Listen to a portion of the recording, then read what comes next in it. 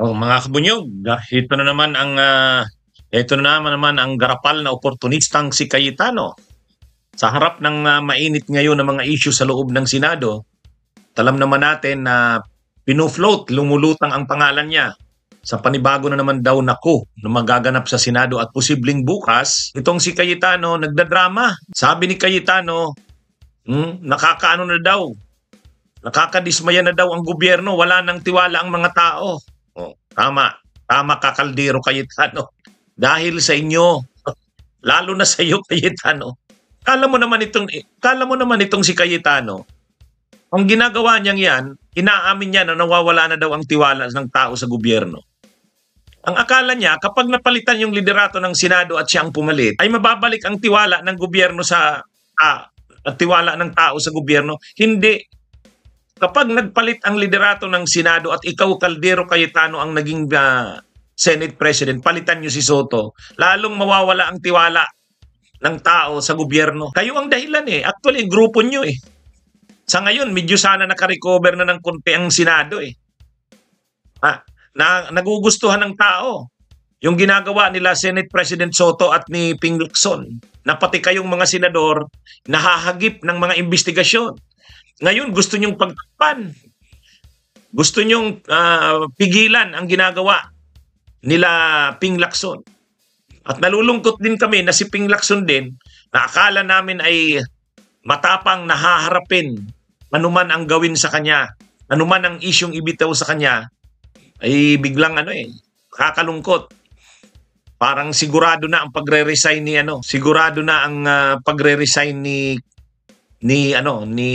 Lacson.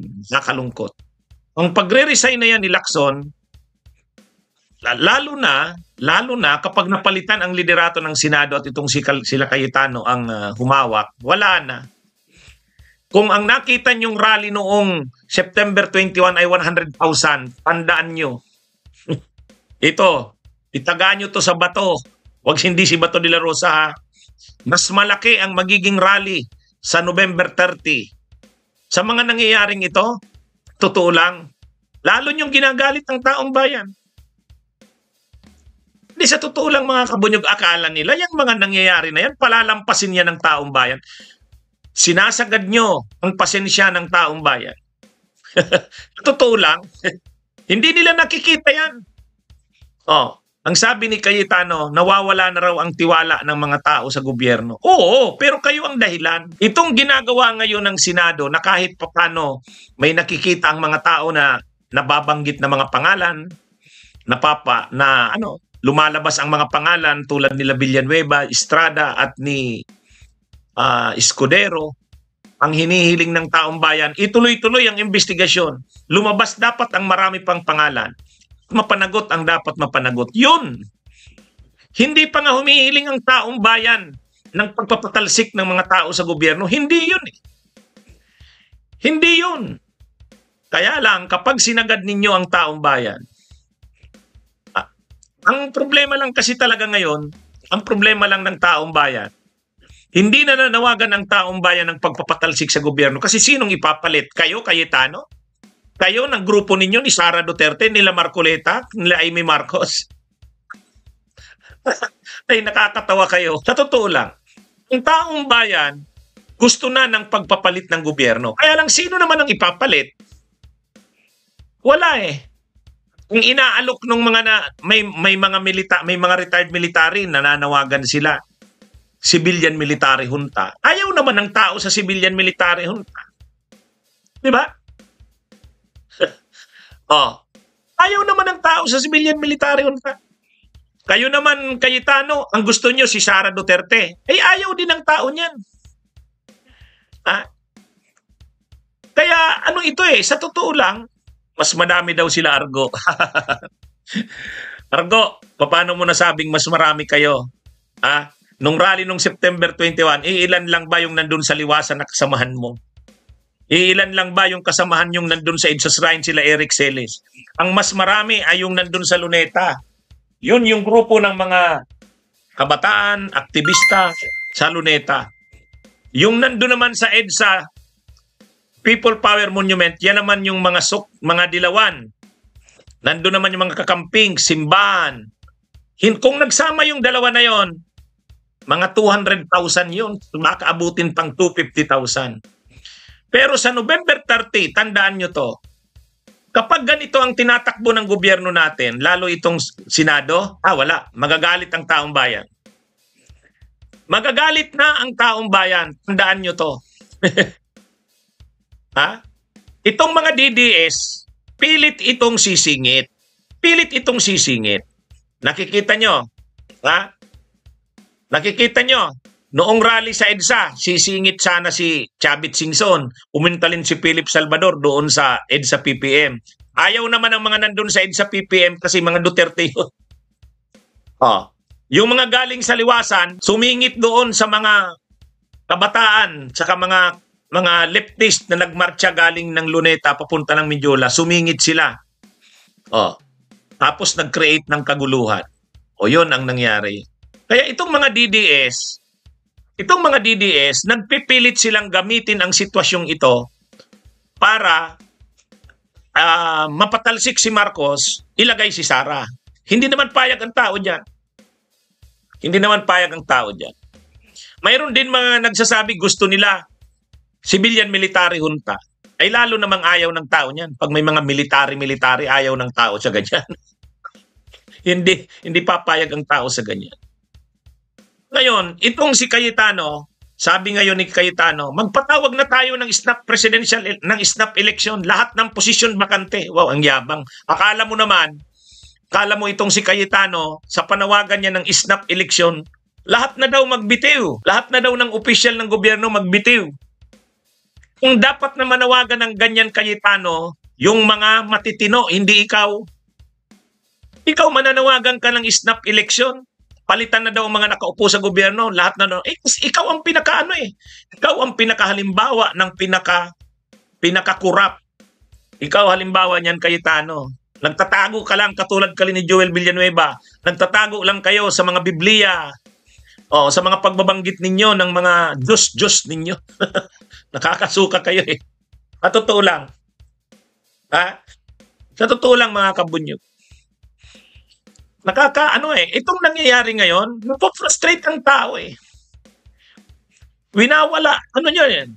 Ginagalit nyo na ang taong bayan. Sa totoo lang. Mga kabunyog, mga kabayan, ang tayong taong bayan, gusto nating idaan sa proseso yan. Ayaw natin ang gulo. Alam natin yan. Nagtitiwala tayo sa ginagawa ng Senado na investigasyon. Sinusuportahan natin yung independent commission. Sinusuportahan natin yung panawagan ni Marcos. Kahit tayo hindi mga loyalista ng Marcos, sinusuportahan natin. Dahil sa tingin natin, okay, linisin natin ang gobyerno. Panagutin natin ang dapat mapanagot. Hindi tayo nananawagan ng pagpapalit ng gobyerno, Wala yun. Kung gusto lang natin may makita tayong kaseryosuhan na talagang magkakaroon ng pagpapanagot sa dapat managot. Ngayon, anong sinasabi ng Senado ngayon? Itong grupo nila Cayetano, gusto nilang palitan si Soto.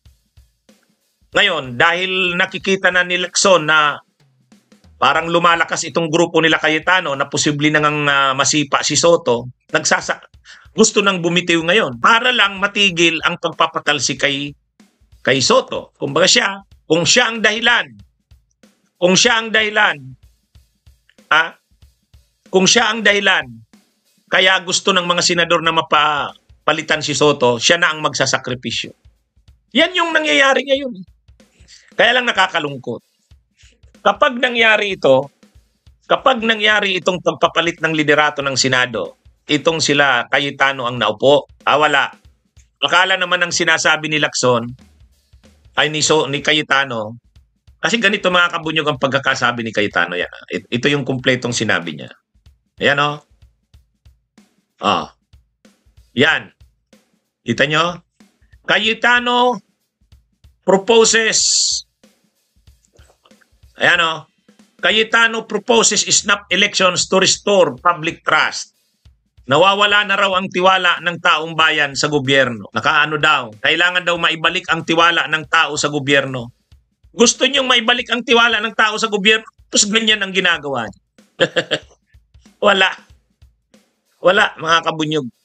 Oh, ang sabi ni WhatsApp Flavor, masyado nang matagal ang November 30. Na dapat ngayong October na. Sige nga. Mag-uusap kami mag-uusap kami ng iba't ibang mga grupo kung gusto nyong mas maaga kaysa November 30. Ha? Mga kabunyog, mga kababayan. Kaya sa totoo lang, itong si Cayetano, ang sabi ni Cayetano, nawawala na raw ang tiwala ng tao sa gobyerno. Totoo yan, Kaldero Cayetano, pero dahil sa inyo. Ngayon, sa totoo lang, alam nyo, ang sitwasyon ngayon ng Pilipinas ay parang parang bulkan, nasasabog. Kumukulo na ang galit ng taong bayan. Sa totoo lang, hindi nyo ba nakikita yan? Kayong mga politiko, hindi nyo ba nakikita yan?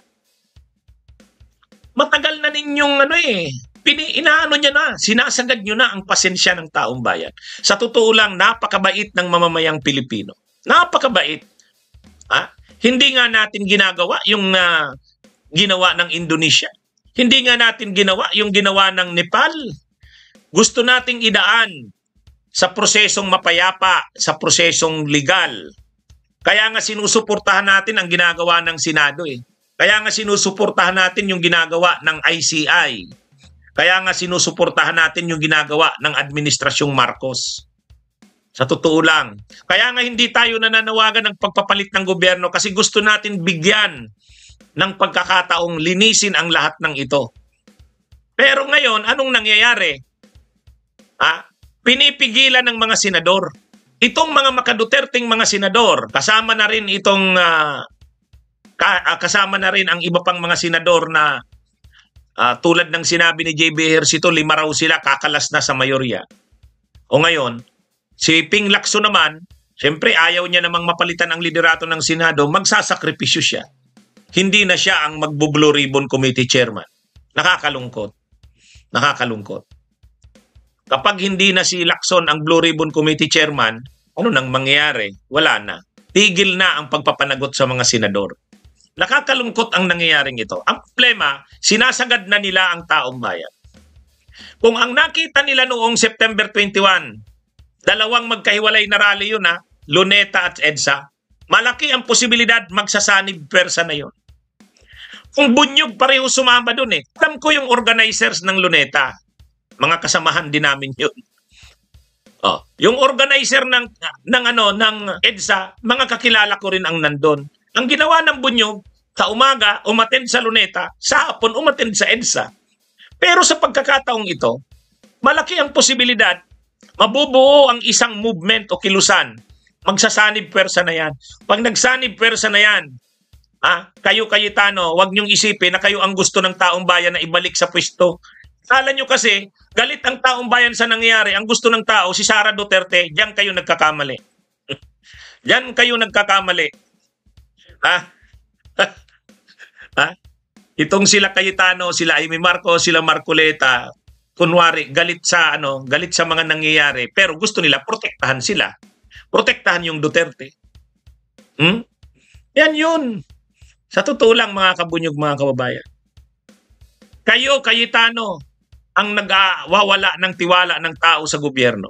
Sinimulan nyo yan nung impeachment ni Sara. Anong ginawa ninyo nila Chis Escudero? Doon, sirang-sira na kayo. Wala nang tiwala sa inyo. Ngayon, napalitan kayo. Nandyan na si Soto, nandyan si Lacson. Nag-iimbestiga. At least okay na, natutuwa ang taong bayan sa sinusulong. Sa ginugulong ng investigasyon. Okay yun. Kaya lang bigla ninyo ngayon ititigil. Papalitan ninyo ang liderato ng Senado. Magdadrama ka pa Cayetano? Magdadrama ka, sasabihin mo wala nang tiwala ang tao sa gobyerno. Yes! Wala. Pero ang dahilan sa inyo rin, kayo. Lalo na kayo Cayetano, sa inyo numero 1 walang tiwala ang tao. Kayo nila Kayo niyang mga Duterte, Marcoleta, wala. Lalong walang tiwala ang tao diyan. Sa totoo lang, kung ang Vice President ng Pilipinas ay matino, baka nananawagan na kami ng pagpapalit ng gobyerno. Ang problema, aalisin mo si Marcos. Sinong ilalagay mo? Si Sara Duterte? Anyway, di ba mga kabunyog, mga kababayan? Anyway,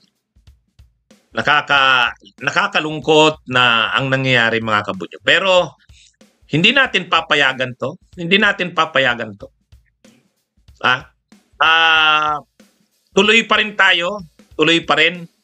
Ipapakita natin dito kung sila Cayetano, hindi nila pinapahalagahan ang ating pinakitang lakas noong September 21 sa Luneta at sa EDSA, maghanda kayo sa susunod.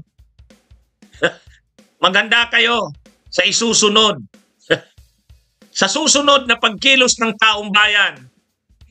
Parang ang tono nitong grupo nila Cayetano, nila Marcoleta, nila Amy Marcos, parang baliwala sa kanila yung pwersa ng taong bayan noong sa Luneta at sa EDSA. Tandaan nyo, sa susunod, mas malaki. Itaga nyo yan sa bato. Mas malaki. Pero, magrarally ang taong bayan, hindi para palitan ang gobyerno at iluklok si Sara. Hindi yun. Hindi yan. Kaya nga, yung mga DDS gustong sumama doon sa EDSA PPM. Pumunta sila Chavit Singson, si Philip Salvador. Wala. Binu sila. Hindi sila tinanggap. Kasi ang tao galit sa korupsyon. Pero hindi naman ibig sabihin na si Sara ang ilalagay. Hindi yun. Corrupt din yun. Mas corrupt pa yun. Si Sara Duterte, ipapalit mo, lalong mas corrupt ang Pilipinas doon. Kung si Marcos, ito ang pagkakaiba. Ang gobyerno ni Marcos, ang administrasyon ni Marcos, maraming korupsyon. Pero at least sa ilalim ni Marcos, tinatanggap niya na grabe ang korupsyon at gusto niyang masugpo ito. Yan kay Marcos.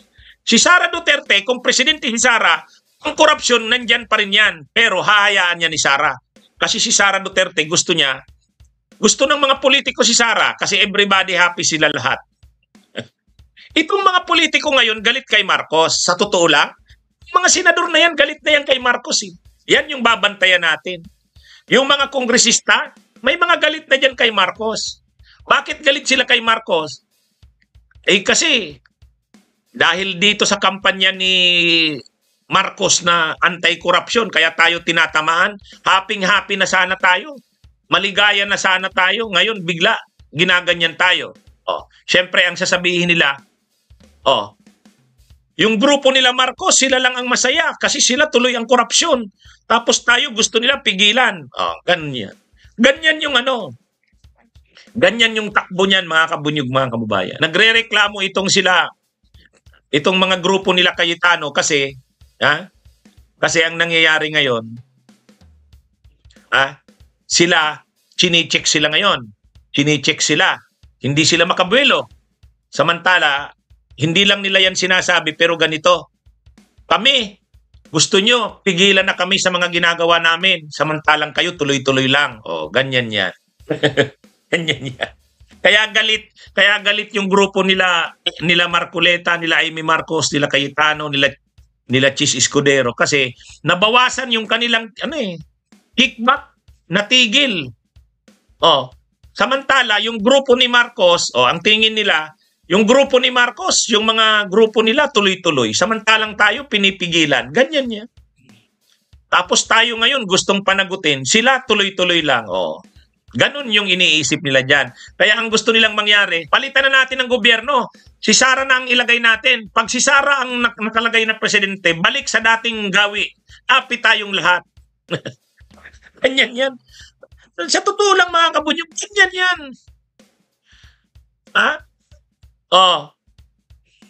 Yan yung Kasi pag si Sara Duterte, balik sa dating kalakaran. Happy sila lahat. Si Marcos kasi ngayon, kahit papano, parang ganito, mahiya naman kayo. Moderate your greed. Parang ganun. Sobra naman ang ginawa nyo. Parang ganun yan. Ang korupsyon, alam din ni Marcos, hindi niya yan pwedeng maalis. Si Marcos, alam niya rin yan, hindi niya kayang maalis ang korupsyon. Tanggap yan ni Marcos. Matagal na siya sa politika, alam niya yan. Kaya lang, ang matindi na kasing nangyari kay Marcos, nakita niya, grabe naman.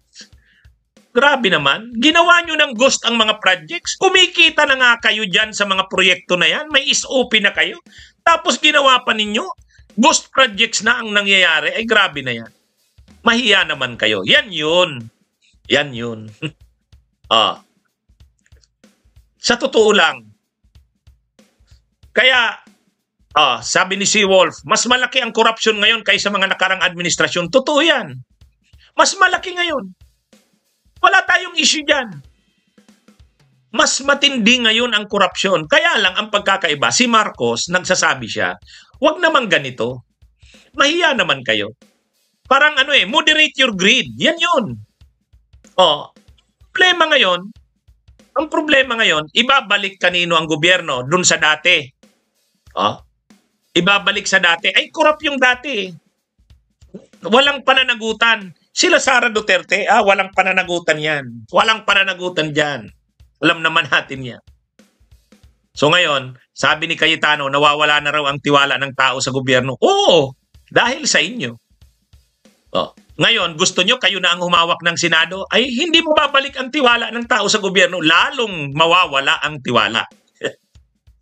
Di ba? Lalong mawawala.